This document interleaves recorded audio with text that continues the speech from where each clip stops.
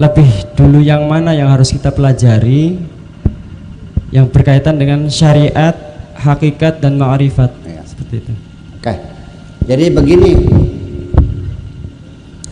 Nabi Muhammad itu diutus jadi rasul, tidak menyampaikan kepada umat Islam tentang hakikat syariat, torekot, makrifat. Itu proses budaya Islam. Dalam sholat saja Nabi tidak menjelaskan rukun sholat sekian, sunahnya sekian, nggak ada. Sahabat nanya, katanya wajib sholat, iya. Nah bagaimana sholat? Jawab Nabi, shollu kama ra'aitumuni usolli. Lihatlah kamu, lihat aku, bagaimana aku melakukan sholat. Itu saja kok. Nabi sunahnya sekian, kemudian apalagi rukunnya sekian, terus definisinya sholat itu af'alun wa aqwalun, itu mah aqwal ulama, itu mah Nabi mah enggak, yang salah paham. Sederhana sekali kok. Nabi tidak menjelaskan, sehingga sahabat melihat Nabi sholat, ya. Nabi tidak melakukan penyeragaman sholat, latihan sholat, penataran sholat, enggak. Lihat aja, simpel kok. Yang bikin rumit nih para kiainya sebenarnya. Nah itulah sebabnya, karena mereka dasarnya melihat Nabi sholat. Akibatnya sekarang sholatnya orang tidak sama sealam dunia. Pengen tahu bedanya sholat? Dari mulai takbir sampai salam beda semua. Yang bener mana? Ada yang pakai usolli, ada yang bilang usolli bid'ah, betul nggak? Takbirnya gimana? Allahu Akbar di atas kepala atau di atas telinga atau bawah telinga atau penjelkipak atau bergoyang-goyang? Setelah takbir sedekap atau selonjor tangannya?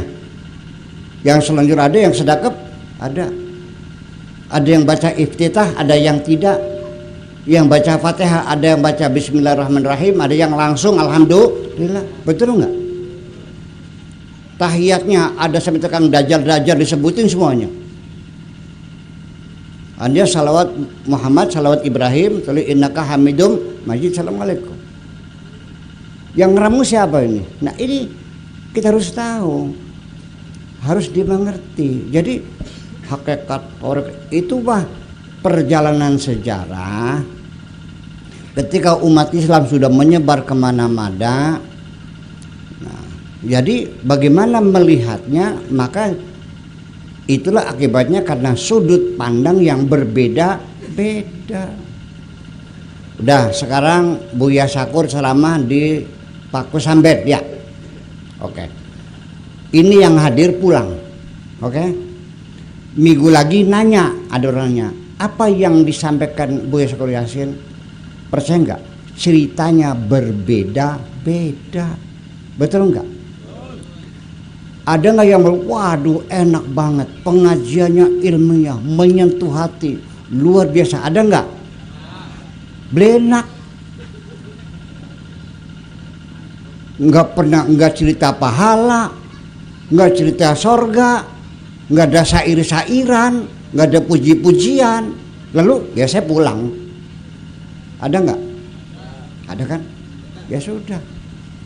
Nah, sayanya sebagai seorang mubalik juga harus punya visi dan misi, mencerdaskan masyarakat. Kalau saya ceritanya pahala-pahala, itu mengabadikan kebodohan nantinya. Betul enggak? Lah ya dong, enggak sih kok. Orang itu hidup punya prinsip. Nah, kalau ya seorang pendengar punya, waduh hebat. Bukan materinya, Tapi Pak Kiai Sakur punya visi dan misi yang jelas tujuannya. Nggak pernah jelek-jelekin orang, betul nggak? Nggak mengkafirkan orang, nggak ada.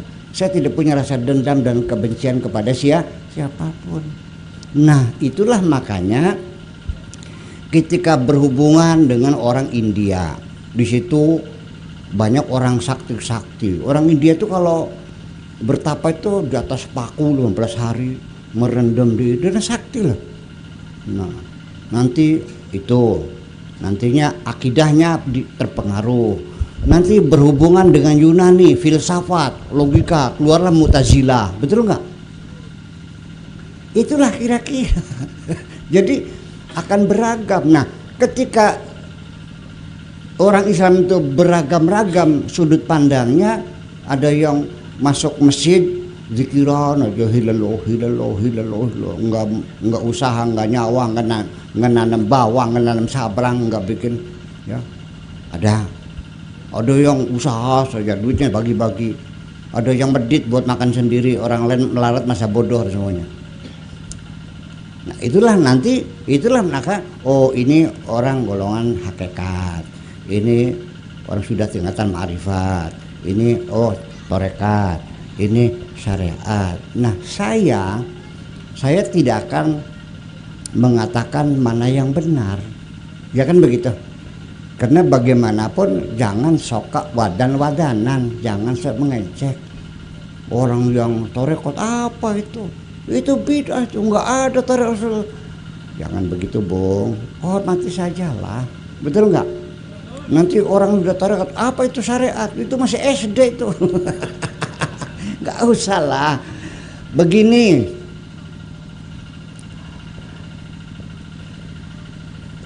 syariat itu bahasa Arabnya syari', ya, jalan besar. Kalau torekot itu torik, zamannya turukun, dijamakan lagi turukot. Kalau syari zamannya syawari'. Apa bedanya? Kalau torik itu jalan kecil tuh, umpamanya dari Kertasmaya mau ke Bangan 2, itu jalan kaki nyebrang Sungai Cimanuk, naik Tambangan 10 menit nyampe, betul nggak? Kalau pakai jalan besar syariat harus lewat Jati Barang dulu, Bangkalwa, Widasari, muter Tukdana, muter. Yang pakai mobil ya jangan dikatakan goblok, kok muter-muter sih? Bangan 2 kan deket, dia pakai mobil, dia lebih nyaman pakai mobil, mau disalahkan? Ya kan gitu. Oke. Nah, kendaraannya juga sama. Kita mau ke Jakarta, ada yang naik kereta, boleh nggak? Yang bawa mobil sendiri, boleh. Yang naik motor, yang naik bus, yang pakai sepeda, yang jalan kaki pun jangan disalahkan. Kita nanya saja dulu kepada orang yang memilih. Kenapa engkau memilih kereta api? Karena usia saya sudah 80 lebih. Kadang-kadang sering pengen kencing, ya kan? Mobil kan nggak ada WC-nya, jadi enak pakai kereta. Kalau mau kencing sudah ada WC-nya. Makan mau sembahyang juga ada musolanya, betul nggak? Yang naik motor salah nggak? Tanya alasannya, kenapa naik motor? Ya karena Jakarta itu macet. Naik mobil ya bisa 12 jam. Naik motor mah nggak ada macetnya. Begitu macet gue gotong ke trotoar. Iya kan? Bisa masuk gang kecil. Oke. Yang naik sepeda salah nggak? Jangan disalahkan. Dia memilih sendiri. Sambil apa? Saya ini kolesterolnya tinggi. Jadi harus banyak olahraga. Yang jalan kaki salah nggak? Goblok, Jakarta kan jauh. Nggak ada urusan. Coba kita berpikir dari sudut pandang orang lain. Oke. Karena apa? Sengaja jalan kaki karena sekalian pengen mampir dulu ke tempat saudara. di apa Gedongan mampir dulu nginep, terus ke Pengarengan dulu nginep dulu, terus Rajapura dulu, terus mau mampir juga di apa Buntet dulu, nanti di Kesunean, nanti ke Jaksan. Betul nggak? Boleh nggak? Nah itulah makanya terserah Anda mau hakikat, mau torekot, mau makrifat, mau syariat, sesuai dengan selera Anda. Saya doakan mudah-mudahan semuanya sampai. Yang naik bis nyampe, yang naik kereta nyampe, naik sepeda nyampe, semuanya nyampe. Oke. Nah, lalu yang jadi masalah apa? Orang saling salah menyalahkan. Bahkan kadang-kadang torekat dengan torekat berantem juga kadang-kadang. Ada Tijaniyah, ada Qadiriyah, ada Naqsabandiyah, ada. Nah ini, yang semacam ini, lalu yang menjadi persoalan bagi kita, sebetulnya mah itu satu paket sebetulnya mah. Nabi tidak menjelaskan. Yang syariat ada dalilnya, yang torekot ada dalilnya, ada yang syariat ada, semua ada dalilnya, selesai. Yang penting ada dalilnya. Waja'alli hujjatan ya Rabbal. Yang penting ada argumentasinya, ada alasannya. Jadi sebetulnya mah itu hanya satu paket saja, bahwa yang namanya hakikat dengan syariat itu satu paket. Saya ingin memberikan contoh seperti ini, ibu-ibu sekalian. Rumah saya ini setiap hari tamunya banyak sekali, ratusan tamu dari pagi sampai sore. Kadang-kadang karpet saya terbakar rokok karena orang ambil rokok jatuh. Kadang-kadang ada bayi kencing di situ, kan ya Pak Edi ya, nanti dicuci lagi karpetnya kan gitu. Ini contoh aja dulu. Kadang-kadang tamu banyak ngobrol masing-masing sehingga kita konsultasi sama tamu juga kurang nyaman. Boleh nggak saya bikin aturan? Boleh nggak? Nah aturan itu bahasa Arabnya namanya syariat. Saya namanya syariat. Saya yang punya aturan. Aturan saya namanya syariat. Ya kan begitu? Nah satu, dilarang merokok. Dua, dilarang bicara keras. Ketiga, dilarang bawa anak-anak. Itu syariat. Saya bertanya, tamu yang masuk rumah saya harus menghormati aturan enggak? Nah, kalau ada tamu menghormati aturan, bagus enggak? Bagus dong, syariat. Ibu-ibu dari Paku Sambe datang ke rumah saya bawa anak kecil. Begitu lihat tembok, dilarang bawa. Oh Pak Kiai punten, selesai. Punten Pak Kiai. Dia keluar dititipkan kepada kakaknya. Punten, ya sudah selesai. Allah juga tidak akan menuntut. Apapun dosamu, asal engkau meminta ampun, selesai. Innallaha yaghfiru dzunuba jami'a. Oke, itu syariat. Asal ngaku salah, minta maaf, selesai. Ada lagi sudah nyelin rokok, tes kepul. Nggak boleh ngerokok. Punten Pak Kiai, selesai. Hebat nggak? Hebat. Tetapi kalau orang yang sudah tingkatannya hakikat itu sudah hubungannya bukan dengan aturan. Dia tidak menghormati aturan, tapi menghormati yang punya aturan. Dia menghormati Buya Syakur, bukan menghormati aturannya Buya Syakur. Beda nggak? Begini. Baru akan kelihatan bedanya ketika saya lagi mandi telinga saya masuk air. Oke. Pendengaran saya berkurang. Ada tamu datang, aturannya tidak boleh bicara keras. Mangga. Dari mana Pak? Apa yang boleh saya bantu? Tolong dong bicaranya yang keras, saya nggak denger. Nggak bisa Pak Kiai, aturannya nggak boleh. Saya usir nggak tuh? Saya usir nggak? Paham nggak? Nggak bisa. Kalau yang merintah syari nggak ada urusan. Karena orang yang hakikat itu hubungannya dengan Allah bukan dengan syariatnya, paham nggak? Jangan menyalahkan. Saya mau nanya, membunuh anak kecil dosa nggak? Nabi Khidir dosa nggak? Dosa. Nggak ada urusan. Jangan pernah menyalahkan. Tolong umat Islam berhenti. Jangan saling salah menyalahkan. Namanya mazhab, partai, aliran, ormas. Itu pakaian sementara. Selagi di dunia, betul nggak? Pada akhirnya nanti tidak akan ditanya partai kamu apa, mazhab apa kamu, bangsa nggak ada, suku nggak ada. Langsung hati kita yang ditanya.